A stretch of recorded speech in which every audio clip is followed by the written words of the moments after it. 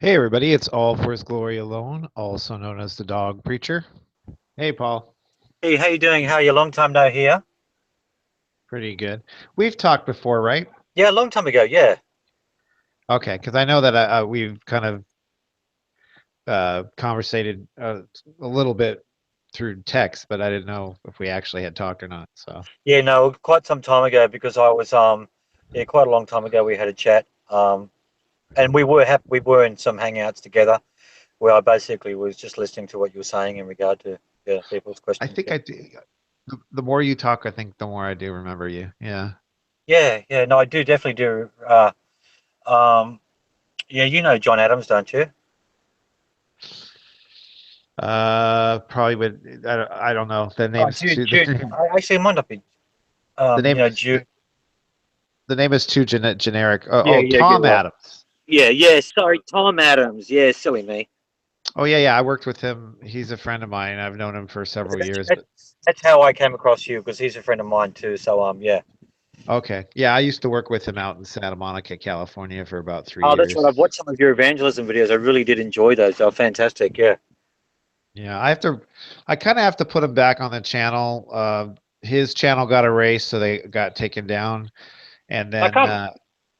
he he didn't like Google Plus when he first got on here, so he thought, well, I'm just going to delete Google Plus from my thing. Oh, He didn't realize when you do that, you delete your YouTube account. So he yeah. had but I mean, he had like several hundred thousand views. He had Yep. um, all the stuff, and it was all gone.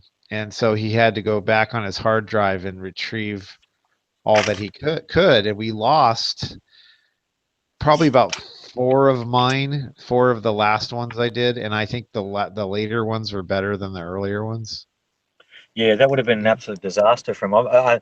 Luckily, I still got two videos of him that I interviewed him on my channel, which Okay. date back a few years. Yeah.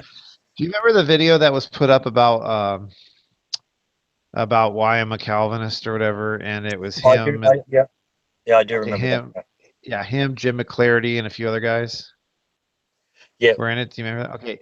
Okay, there's a guy on there named, Okay. and I contacted that guy, and he was a really neat guy, and we used to talk every morning, and he's fairly new Christian. He'd only been a Christian for a couple of years, but he had gone out and done evangelism, done all this stuff, and he was going to like an Arminian type college, um, Okay. but he was representing his position. Well, anyways, situate personal situations at home, like with his wife, and he had to start working more because he was having problems with his wife. Then he ends up getting her pregnant for a third kid or something, which I don't think he really planned.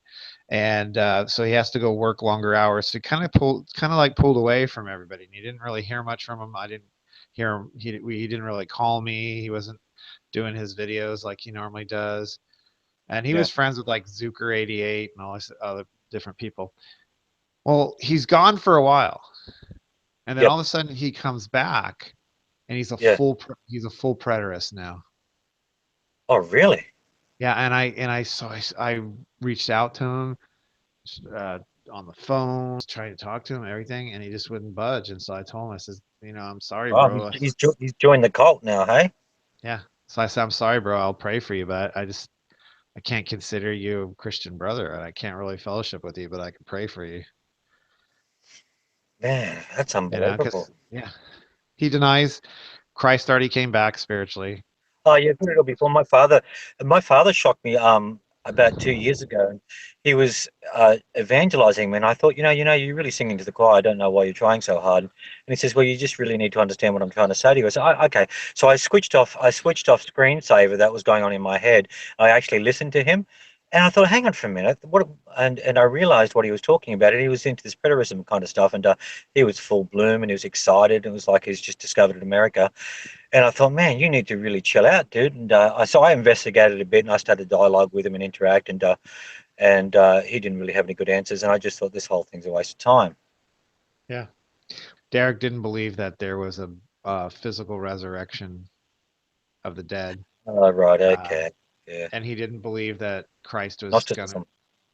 Christ was gonna return because he had already returned spiritually back in 70 A.D. or whatever the deal was. Oh, So I said, so what are we looking forward to? And he says, basically, we live out our lives for God, and then we go to heaven when we die. But there aren't any events to happen. The Antichrist has already happened. The tribulation's already happened. The return of Christ has Yeah, already happened. that's the thing that I find absolutely extraordinary about the whole thing is there's nothing going on at all. We're just sitting in the waiting room of the world, waiting for the last curtain to close, and it's ridiculous. Like right now, I don't have the verses on hand clearly in my mind, but I remember talking to him because this was a few years ago about, okay, Yeah, what about all these places in scripture where it talks about what's going to happen immediately after the return of Christ? I said, why hasn't these yeah, things happened? I yeah, mean, why haven't we seen these events? And then yeah, Dr. Robert Morey, my old pastor, he brought this up in a Bible study he did a couple weeks ago. He yep. said, ask your full preterist friends, do they celebrate communion? Yeah, good And if point. they I can do, see where ask you're them. going with that. He says, yeah, he says if they do, ask them why. He says because Christ said, "Do this in remembrance of me until I return." Well, if he's Yep. already returned, you don't need to do it anymore, Yeah, yeah. Yeah, that's right? right. Yeah, he returned, and we just didn't know it, and and it just passed us by. Not much. Derek actually got on the phone with me, or some guy that was like a big preterist dude that was talking to him. I can't remember the dude's name, and he was talking about Acts 1 verse, and he was saying, well, in the Greek, it doesn't necessitate a bodily return, and so Yeah, I went and looked at it. And I'm like, hold on a second here. The Greek even says, in the same like manner that he left. yep, So that's if he right. left physically, then that means he's going to return in the physically because it's the same like matter. I said, it doesn't have to say bodily. It doesn't have to say physically. It says in the same like manner. Yeah, So yeah. I mean, that's the clearest one. Was I think it's Acts 1:11 or I think is what it is, where it says, "Why do you stand here in awe? For he will return in the same way that you see him uh, And it leave." isn't it funny? All the cults get their dodgy interpretations from the Greek. And yet the They Greek all have is the they all and have yet the that Greek one thing in is common. well, they claim the Greek They all because become they all become instant Greek scholars when it comes to the justification for their cult. well, I know. And the thing is they claim the Greek, but the Greek is really on our side and the Hebrew is Yeah, on our side. But they just let me tell you something I run into a lot on here, not just with yep, cultists, but people who are Christian that have aberrant views on certain things. yep, Word studies. People who are into word studies have the word or have some of the worst hermeneutics because they think that a word, because it means something, yep. that determines its meaning in the sentence. When no, No, it's not the meaning of a word that determines the meaning. It's the way the word is used that that's exactly determines the right. meaning. Yep. So they go, "We're well." It says right here, "World" means cosmos. For God so loved the world, that means He loved every single person, right? And I'm like, but what about? I said, okay, hasn't your mother ever told you that girl's kind of worldly? Yeah. Well, of course she's from planet Earth, right? Yeah, Oh, wait a second. That word was used differently. It was used to mean immoral. Okay, yeah, so let's look in John's gospel and see how he uses the word world. And he uses it to mean the Gentiles. He uses it to mean the spirit of the age. He uses it to mean the planet because he says, when Jesus says, "I came into the world," it means he came to the planet. yeah. But it also means he came into the society or the culture. Of course, yes. So it's the one I always get them with, and I got it from Jim McClarty, was the Yeah, same John that wrote the Gospel. John wrote First John, Second John, Third John. So in First John, okay, in John 3:16 it says, "For God so loved the world," and they say that means every single person. I said, yeah, okay, so let's go to First John. First John says, "If anyone loves the world, the love of the Father is not in him." So if I mm, apply what First John says to John 3:16, God denies himself yeah. because because remember, anybody who loves the world, the love of the Father is not in him. So now That's the right. Father's so wait a second, what does that mean? Oh, it means that the use of the word world in First John is different than the use of the word world in John 3:16. So there is a difference. Of course there is. So let's find out what the difference is. I mean, they just don't have the patience to try to find out. They're just like, it says world, and I No, always say back to them, that's because they have an invested interest in that particular interpretation. You know, they really don't want right. to hear anything contrary to because they need to continue on in the delusion. You know. Well, I always say back to them whenever they quibble over words, any word, even the word it. I say, oh, well, sorry, but that word isn't in the Bible. And they go, what do you mean? I go, because the Bible wasn't written in English. Yeah. This is a translation of the Bible. Yeah. That's exactly right. Yeah. It's very true. That's why that whole King James business, I deal with a few of those guys too. In fact, I got used me to get one guy out of that. He no longer is a King James only person. But I Yeah. kept saying to him, I'm like, dude, like, do you realize the King James is a translation of what the apostles wrote? It's Yeah. not what they wrote. So how could that be the only true Bible? Yeah. You know, You know if what? I sort of get I've lost all motivation to have these conversations with people because it's endless. It's like whack-a-mole. You knock one down, another one pops up in its place. It's endless. I just don't have the motivation to labour like that with people. When I come across a Christian that sort of wants to argue about it or has a difference of opinion, I go, okay, great, you have a good day. And I'd rather work with people that are I stick with the atheist and all that. I enjoy that more. And well, um, yeah, everybody has their calling. I started here on Google Plus with atheists. My first yeah, hangout was 4.5 hours of being questioned by a room full of atheists, and I was the only one being questioned. yeah, Um, Found over time that especially Google Plus atheists are a waste of time. oh yeah, yeah, there are a few that come across that will listen and that are cool, and you can have good conversations even if you're just talking about baseball or football or whatever. You can have good conversations with them, but yeah, the majority of them, what I my thing is this: I gave them the gospel several times. They heard it. yeah, um, I've addressed the issues they brought up. They've heard it. yeah. The ground is not prepared. It would be stupid for me to continue with them. Oh, absolutely, and I mean, if I totally agree with you. It's absolute futility. It's like trying to empty the ocean one teaspoon at a time.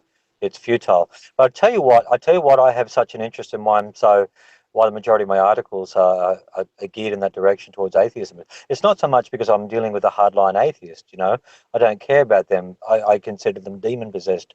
It's a waste of time. You can't reason with the devil, and one that's oppressed by a devil is given up his mind to the god of this world that's blinded the eyes of the unbelieving. What I like to deal with is those that live as though God didn't matter in regard to their decisions of life, what they do, where Right. they go, how they plan their life. Practical They're not atheists. atheists. They would never acknowledge that they're an atheist. They would acknowledge that, yes, there is an intelligence behind the universe, blah, blah, blah. The moral law has come from God, but they will live as though it didn't matter. God didn't exist. So, in effect, they're almost indistinguishable from a real atheist. And they're the majority.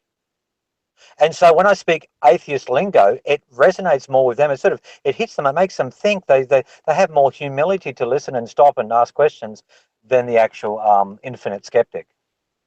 Right, right, right. That's Yeah, that's I why found I tend to find it's a magic wand that covers so much. it's different. All I can say is it's different for everybody because God brings to us different people according to His will. I'll just say, Yeah, like in the 24 years that I've been doing this, the first several years, I was in with the cults and stuff, witnessing to cults and doing that kind of thing, yeah, and then God showed me my own faith and brought me over to sovereign grace theology because I wasn't raised in around that or in that. So yeah, and even so there's a lot of change, but the way I look at it now is this: you learn from experience, and hmm when it comes to Google Plus especially, but in life also, I just I don't have to be a Christian or act like a Christian. I am a Christian. It's just yeah. That's natural right. in Yeah, me. yeah, And so I just be me and talk about the things that come up, with the truth, and then God dictates the conversation, or arranges the conversation, and He prepares the listener, or He doesn't prepare the listener. I don't really go out seeking any particular individual anymore. I don't go out and say, well, yeah. I'm going to put Oh, up a hang. that's exactly like me. I don't go looking for it. Yeah, I just love this stuff. I love just living for God. I just love the life. I love the privilege of being a child of God. I love the new nature God's given me. I love the heavenly desires, and I'm looking forward to the consummation of the deliverance from the body, so to speak. And I just love this, and I really appreciate it. So Yeah. I'm just living my life. I'm being me, and I run across people along the way. The neat thing is on here, there's a guy, 14 Dickens is his name. Yeah, And he followed our ministry out there in Santa Monica. He's in France. He goes yeah, out jogging and he puts my teaching videos and stuff. He puts them on an audio thing, and he goes out and listens to them, and he shares yeah, them with people that he knows in France. Now, here I am, a guy who's not in very good health and financially not very good, and having to live with his father yeah. and stuff. And I'm sitting in my bedroom on a computer, and yet somebody in France is being affected by what I'm saying, and the other people and people, his friends. Then there's a guy in New Zealand, and there was a Yep. guy in Romania that would listen to me, and there's a girl in the Philippines, and just all over. So that's Mhm. what's great is like God just uses. I always tell people God spoke through an ass one time, and He's speaking through an ass again. Well, you And know what? You know what? You create in the image of God, and I've listened to you, and I'd have to say that you have a gifted mind, and your ability to be able to think clearly and to make sense of very complicated subjects is a gift from God. And so I'm not about to undermine it. You can undermine it from your point of view, but I think you're a great encouragement to the body of Christ and to a lot of young people out there that need to see that. You know. well, thank you. Thank